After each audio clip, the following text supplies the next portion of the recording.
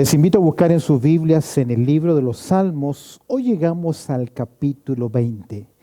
La verdad que capítulo 20 y 21 casi van de la mano.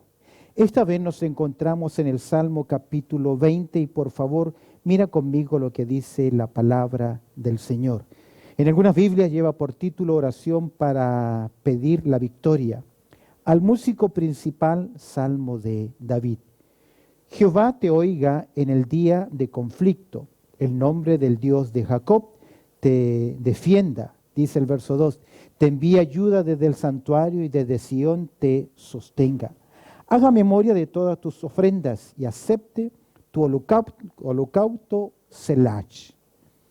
Verso 4. Te dé conforme al deseo de tu corazón y cumpla todo tu consejo. Nosotros nos alegraremos en tu salvación y alzaremos pendón en el nombre de nuestro Dios. Conceda a Jehová todas tus peticiones. Verso 6. Ahora conozco que Jehová salva a su ungido. Lo oirá desde su santo cielo con la potencia salvadora de su diestra. Estos confían en carros y aquellos en caballos. Mas nosotros del nombre de Jehová nuestro Dios tendremos memoria. Ellos flaquean y caen, mas nosotros nos levantamos y estamos en pie. Salva Jehová, que el Rey nos oiga en el día que lo invoquemos.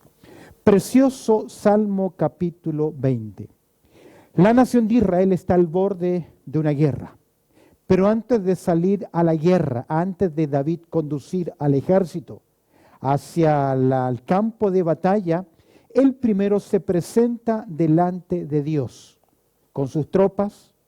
Es evidente que hay una multitud de súbditos leales que acompañan a David, con los cuales antes de enfrentar el conflicto van a orar primero. Y esto me hace pensar tantas veces, que nosotros frente a los conflictos queremos huir, queremos pelear a nuestra forma y no doblamos nuestras rodillas para pedir la dirección, la protección, la sabiduría del Señor. Aquí tú ves en este conflicto, el Salmo capítulo 20 y 21 forman un par, son un cántico de batalla, con la diferencia que el Salmo 20 es antes de la batalla y el Salmo capítulo 21 después de la batalla. El Salmo 20 mira con fe y con dependencia en el Señor, pero el capítulo 21 dice, ya somos conquistadores, Dios nos ha dado la victoria. En este Salmo veremos el clamor por el Rey y también veremos el clamor del Rey anticipando la victoria de parte de Dios, ya que Él nos dice que algunos confían en sus capacidades, en carros, en caballos, pero nosotros confiamos en el Dios de Jacob, en el Dios de Israel. Se invoca el nombre de Dios, se le llama Jehová, se le llama acá el Todopoderoso.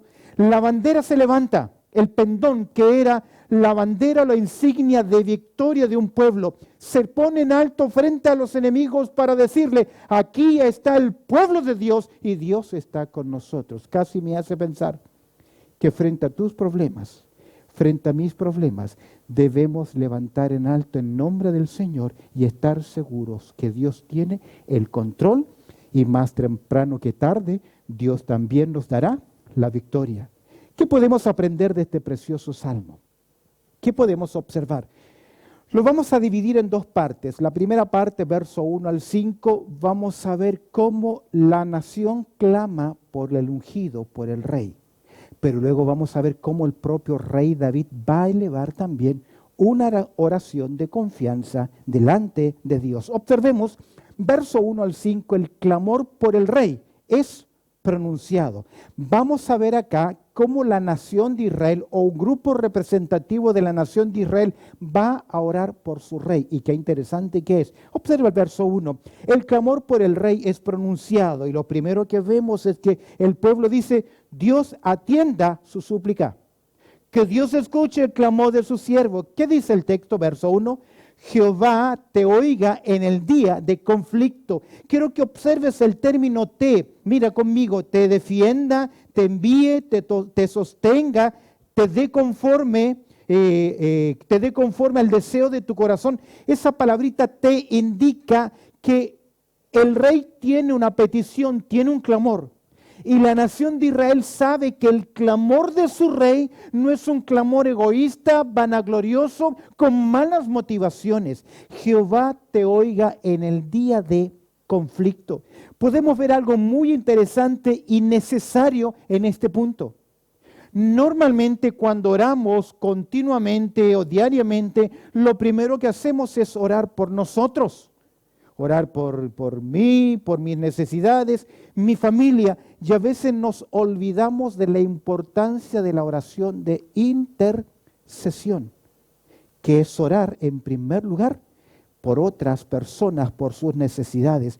Viene a mi mente lo que decía el profeta Samuel. Samuel decía en su primer libro, en 1 de Samuel, capítulo 12, verso 23, dice para nosotros lo siguiente: así que lejos sea de mí que peque yo contra Jehová, cesando de rogar por vosotros.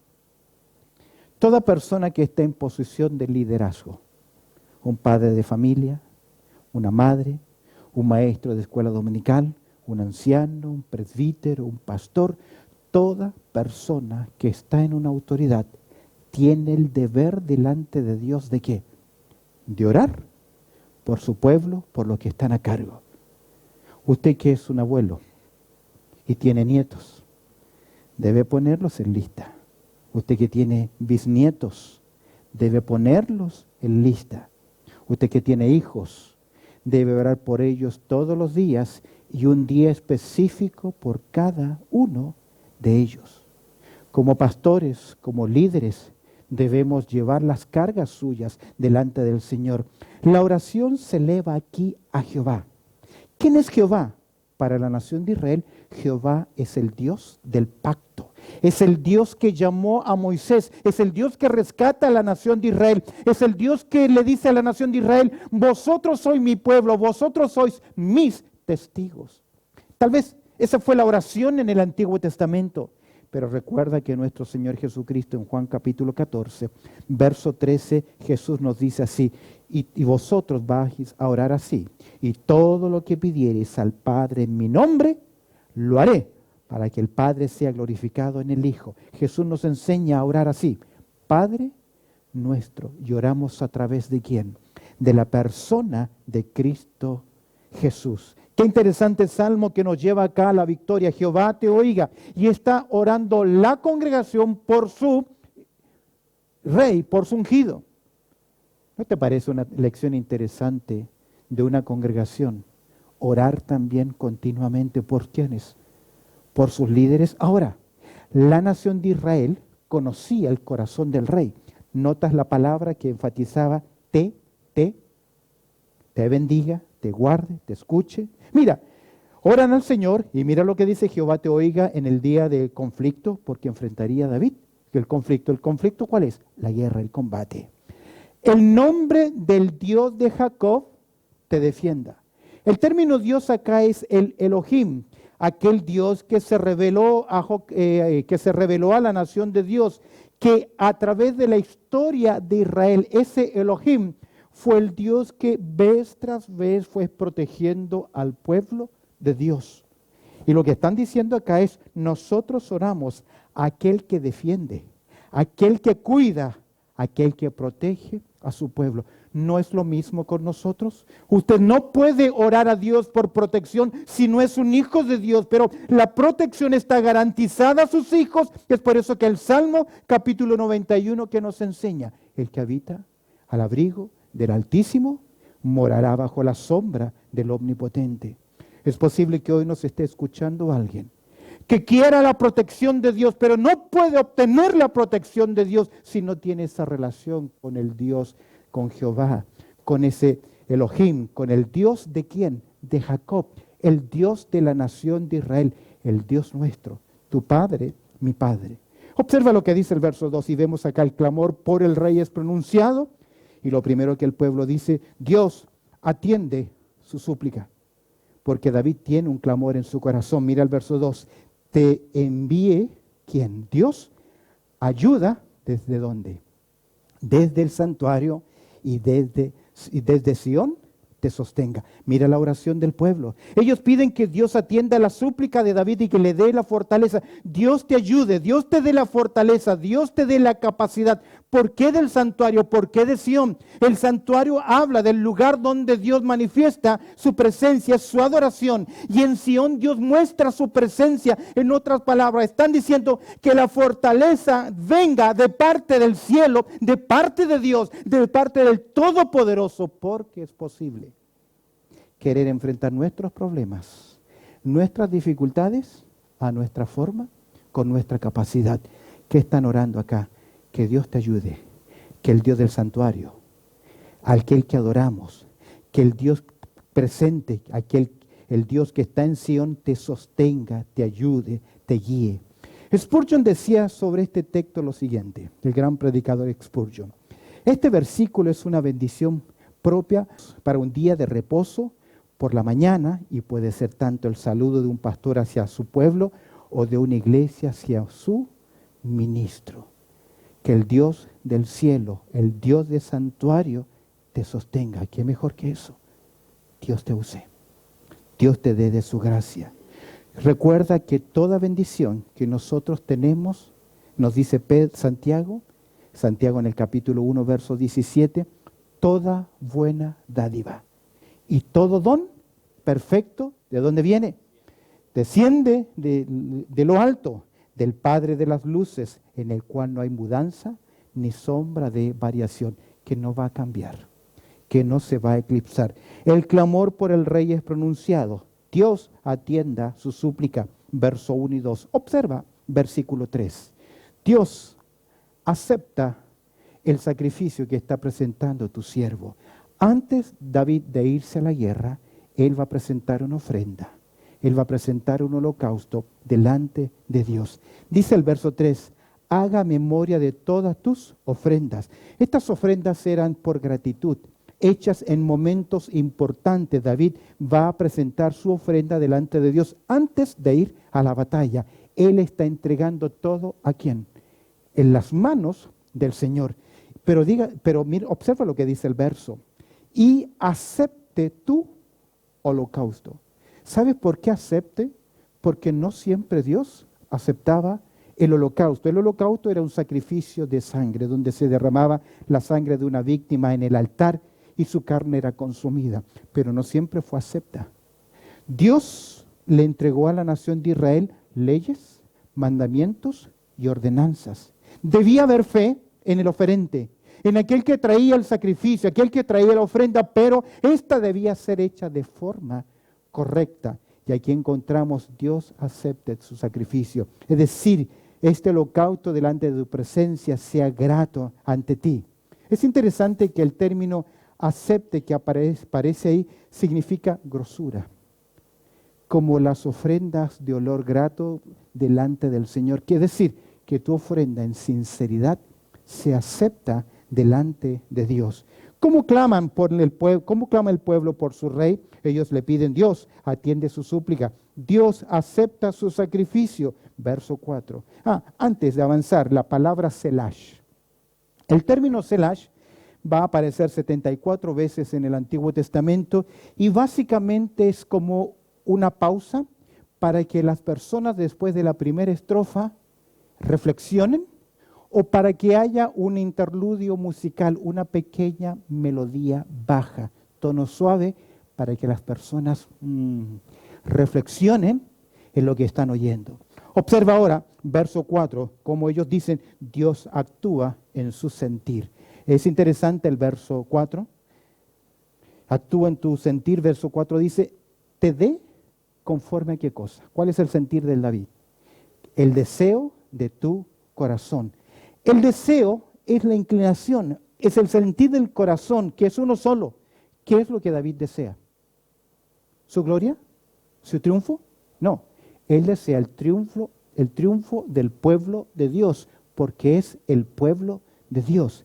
Te dé conforme al deseo de tu corazón, y Dios lo va a hacer, porque el deseo del corazón de David no es caprichoso, no es egoísta, no busca beneficio personal. De hecho, Primera de Juan capítulo 5, verso 14 nos dice lo siguiente, y esta es la confianza que tenemos en Él, que si pedimos alguna cosa, conforme a qué, a su voluntad, Él nos oye. David no está elevando a Dios una oración solo por un beneficio personal. Él quiere la gloria de Dios. Él quiere el triunfo del pueblo de Dios. Cuando nuestros deseos están de acuerdo con el plan y la voluntad de Dios para nosotros, podemos orar la misma oración de confianza, buscar el rostro del Señor. De hecho, Jesús nos enseña, más buscad primeramente el reino de Dios y su justicia, y todas estas cosas os serán añadidas. Y mira lo que dice, te dé conforme al deseo de tu corazón, y agregan, y cumpla todo tu consejo. ¿Ves acá el plural? Es la nación orando por su siervo, por su ungido, por el rey. Ya que el consejo de David era la victoria para el pueblo de Dios, obviamente Dios va a conceder esa petición. Y observa finalmente, ellos van a decir, el clamor por el rey es pronunciado, verso 1 al 5. Dios atiende su súplica, Dios acepta su sacrificio, Dios actúa en su sentir. Y ahora ellos dicen en verso 5, Dios, nos alegramos en tu salvación, porque todo gira en torno a ¿quién? A Dios. ¿Te has fijado que muchas veces nuestras oraciones giran en torno a nosotros? Señor, te pedimos que me bendiga, que me cuides, que me proveas, que me guíes. Y si salgo, cuídame mi casa, y todo mío, y todo me, y todo yo. Y nada que Dios. Observa ahora, Dios, nos alegramos en tu salvación. Verso 5 dice, nosotros nos alegraremos en tu salvación. El pueblo confía en su Dios. Y ya ve por anticipado, ¿qué cosa? El triunfo de David, ya que el triunfo de David es el triunfo también de la nación de Israel. Aquí hay júbilo. Alzaremos pendón en el nombre de nuestro Dios. Ya les dije, el pendón significa la insignia o la bandera que se levantaba frente a un enemigo para decir, aquí estamos nosotros los que vamos a ganar. Conceda Jehová tus peticiones. ¡Oh, qué lindo! Que pudiésemos decirle, hermano, Dios conceda también todas tus peticiones, pero cuidado, que mis peticiones estén alienadas. ¿Con qué cosa? Con la voluntad de Dios, porque cuántas veces decidimos y hacemos cosas contrarias a lo que Dios dice. Nosotros nos alegraremos ¿en quién? En tu salvación. ¿Cuándo Dios nos da la victoria? Cuando decidimos hacer las cosas al modo de Dios. Hemos visto entonces, verso 1 al 5, el clamor por el rey es pronunciado. Esta es la nación de Israel clamando por su pueblo. Verso 6 en adelante hay ahora un cambio. Ahora el cambio es que la confianza del rey es proyectada. Primero, el clamor por el rey es pronunciado. Versos 6 al 9, la confianza del rey es proyectada. Ahora es David quien eleva la oración. Y mira lo que dice, su clamor es anunciado. Verso 6, ahora, mira, conozco, ya es David, que Jehová salva ¿a quién? A su ungido. Ahora es David quien eleva este clamor y de confianza que Dios contestará las oraciones de su pueblo. Dios salvaría, rescataría al rey de a su ungido, al líder, a la persona que Dios había puesto frente al pueblo, dando dirección a la nación de Israel. Uno de los ingredientes importantes en nuestra oración a Dios es nuestra fe, la confianza que debemos tener en Él. Ahora conozco que Jehová salva ¿a quién? A su ungido. Dios siempre nos dice lo siguiente, que para agradar a Dios, el que se acerca a Él, tiene que creer que le hay. ¿Por qué? ¿Por qué? Porque sin fe es imposible agradar a Dios. Y en segundo lugar, Santiago nos dice, cuando pidas, pida con fe. ¿Qué? No dudando. ¿Cuántas veces nosotros oramos porque tenemos que orar? Pero no hay de por medio fe. No hay de por medio confianza. ¿Sabes cuándo hay fe? ¿Sabes cuándo hay confianza? Cuando yo oro y entrego las cosas en las manos del Señor y hago lo que Dios dice que tengo que hacer. Por eso Pedro dice, echando nuestras ansiedades sobre Él. Ahora conozco que Jehová salva a su ungido. ¿Lo oirá? ¿De dónde? Desde su santo cielo, con la potencia salvadora, y agrega algo interesante, de su diestra. Ya hemos hablado que la diestra es la expresión del poder de Dios, de la protección de Dios, de la bendición de Dios. Dios lo va a hacer, pero es mi deber depender y confiar. Y aquí hay algo interesante. Como es el rey, será el pueblo. Como es el sacerdote, será la nación. Como son los líderes, será la congregación. Es por eso que la nación clama y confía, porque aquí hay un hombre que también clama y confía. Su clamor es anunciado, pero mira el verso 7, su confianza es afirmada. Mira lo que dice. Estos, ¿qué hacen? Confían en carros y aquellos en caballos. Cuando el salmista dice estos, se refiere a sus enemigos, se refiere a los reyes en contienda, se refiere a aquellos que han depositado su confianza en la tecnología de aquel momento, en la fuerza de avance de guerra, carros y caballos, que es una ilustración de los métodos humanos, de la fortaleza humana para hacer frente a las cosas. ¿Cuántas veces nosotros, frente a los problemas, usamos carros y caballos? ¿Entiende lo que digo? Métodos humanos, mentalidad carnal frente a los problemas. De hecho, si leemos en Deuteronomio capítulo 17, verso 16, mira lo que Dios le dijo a la nación de Israel. Se lo dijo a los monarcas, a los líderes de la nación de Israel. Pero Él no aumentará para sí caballos, ni hará volver al pueblo a Egipto con el fin de aumentar caballos, porque Jehová os ha dicho, no volváis nunca por este camino. ¿Qué les estaba diciendo? Dios les estaba prohibiendo el uso de caballos, ya sea para la caballería o ya sea para mover carros de guerra. Dios le dijo que no. ¿Por qué? Observa Deuteronomio capítulo 20, verso 1. Mira lo que Dios le dijo a la nación de Israel. Aquí hay algo interesante, hay una promesa de parte de Dios. Cuando salgas a la guerra contra tus enemigos, si vieres caballos y carros, es decir, enemigos que con caballos y carros se ven poderosos, y un pueblo grande que tú no y un pueblo más grande que tú, ¿qué le dice Dios? No tengas temor de ellos, porque Jehová tu Dios está contigo, el cual te sacó de tierra de Egipto. ¿Dónde quedaron los carros de Faraón? Sepultados en el mar. Dios le está garantizando a la nación de Israel. Y déjame decirte algo, esto no es solo del pasado, pero cuando usted y yo confiamos solo en nuestros carros, solo en nuestras capacidades, no vemos el Dios poderoso actuar. De hecho, anota Proverbios, el caballo se puede alistar para el día de la batalla.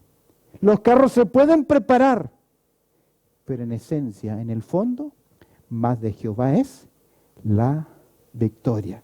Es el que da, en este caso, la victoria. Un soldado inexperto frente a carros, frente a caballos, frente a una presencia bélica tan poderosa, era para temblar. Pero Dios había garantizado a su pueblo que Dios le daría ¿qué cosa? La victoria. Queridos, ¿cómo estás enfrentando tus problemas? ¿Confiando en carros? ¿En caballos? ¿Qué dice el versículo 6, 7?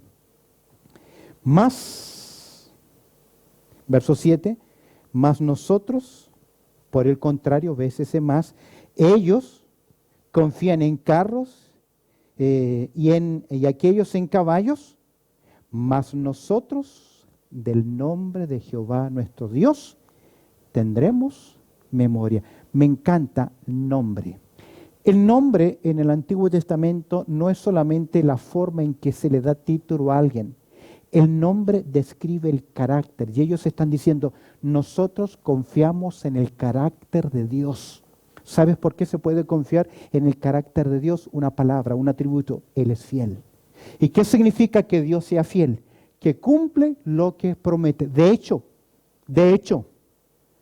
Dios no estaba obligado con el ser humano, con nadie, para hacer una promesa.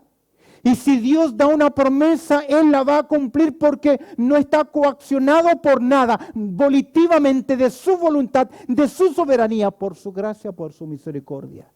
Dios hace su promesa. Es por eso que Dios se lo dijo a Zorobabel. Mira, Zacarías capítulo 4, verso 6. No es con ejércitos, ni con fuerza, ni con poder humano, sino con mi espíritu, ha dicho Jehová. ¿De quién? De los ejércitos.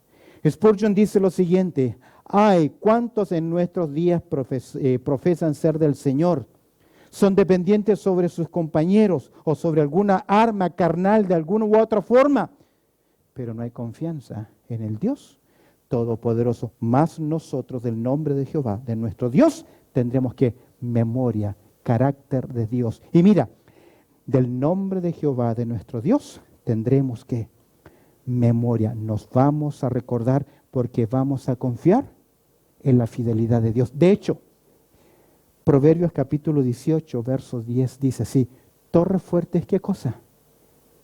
El nombre de Jehová. A él correrá el justo y ¿qué? Será levantado. Pero no solamente es una promesa del Antiguo Testamento. Me encanta Romanos capítulo 8, verso 31, que dice: ¿qué pues diremos a esto? Si Dios es por nosotros, ¿qué? ¿Quién contra nosotros? Pero,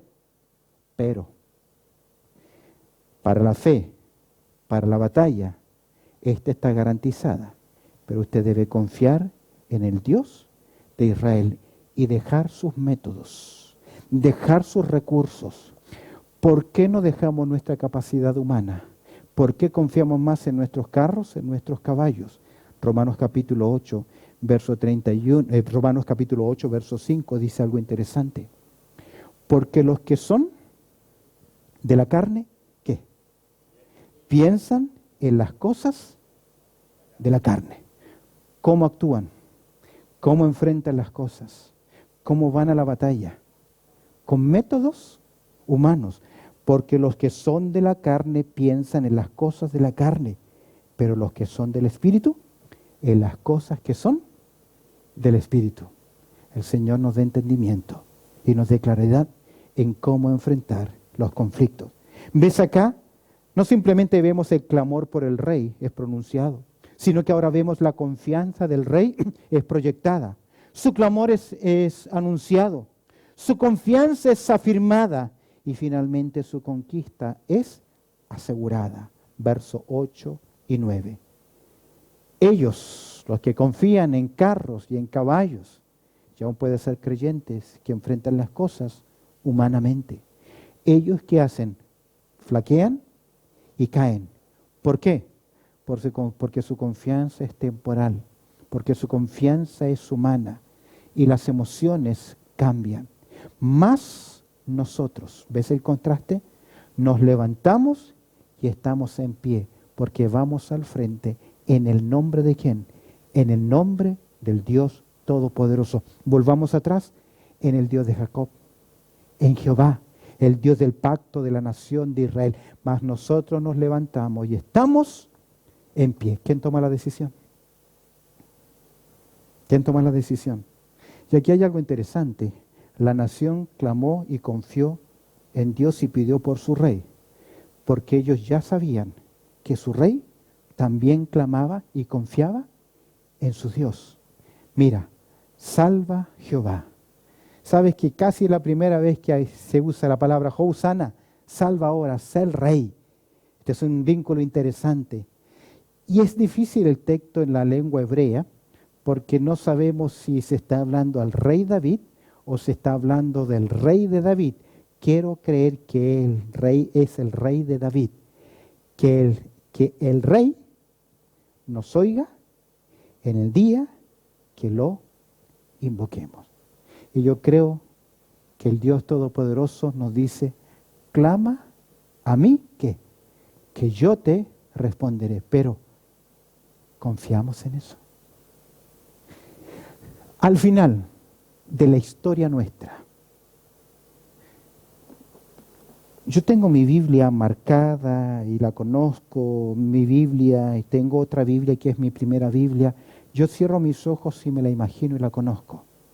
Sé dónde están los versículos, porque por el uso, por las marcas, por el desgaste, la conozco. Y tú también puedes tener muchos versículos, pero al final de la historia, lo que usted cree de la Biblia es lo que está dispuesto a ¿qué? A vivir. David vio el carácter de Dios, lo conocía por experiencia. ¿Lo conoce usted? Para eso tiene que dar pasos de fe. Quiero terminar el tema de hoy citando un versículo que conocemos muy bien, que se encuentra en el libro de Proverbios, en el capítulo 3, versos 5 al 8, que creo que refleja muy bien esta oración antes de la batalla. Pero ya antes de la batalla, ellos han levantado el pendón, ellos han levantado la bandera, ellos han levantado la insignia y le han dicho a los enemigos, la victoria es nuestra. ¿Por qué? Porque ellos han decidido confiar en ¿qué? Yo no creo que usted tiene que hacer declaraciones ni nada de eso. Pero sí, mi querido hermano, mi querida hermana, querido amigo que nos estás escuchando o viendo, en el nombre del Señor somos más que vencedores. Todo lo puedo en Cristo que me fortalece. Y usted y yo vivimos de la victoria y debemos cantar en la victoria, porque Cristo está con nosotros y mayor es el que está con nosotros que el que está en el mundo. Pero, Proverbios capítulo 3, verso 5 al 8, dice, fíate de Jehová de todo tu corazón y no te apoyes en tu propia prudencia. Reconócelo en todos tus caminos y Él enderezará tus veredas. No seas sabio en tu propia opinión. Teme a Jehová y apártate del mal, porque será medicina a tu cuerpo y refrigerio para tus huesos. Que el Señor añada su bendición a lo que hemos considerado en el día de hoy. Oración antes de la batalla. Salmo capítulo 20. Bendito Padre Celestial. Qué interesante salmo. Qué interesante promesa. Estos confían en carro y en caballo, mas nosotros confiamos del nombre de Jehová nuestro Dios, y de Él tendremos memoria, porque así como cuidaste a tu pueblo, cuidarás también a cada uno de nosotros. Y si hay alguien que hoy necesita esta palabra de aliento y de ánimo, que decidamos en nuestras vidas poner únicamente nuestros ojos en Cristo Jesús, autor y consumador de nuestra fe. En Cristo Jesús oramos. Amén y amén.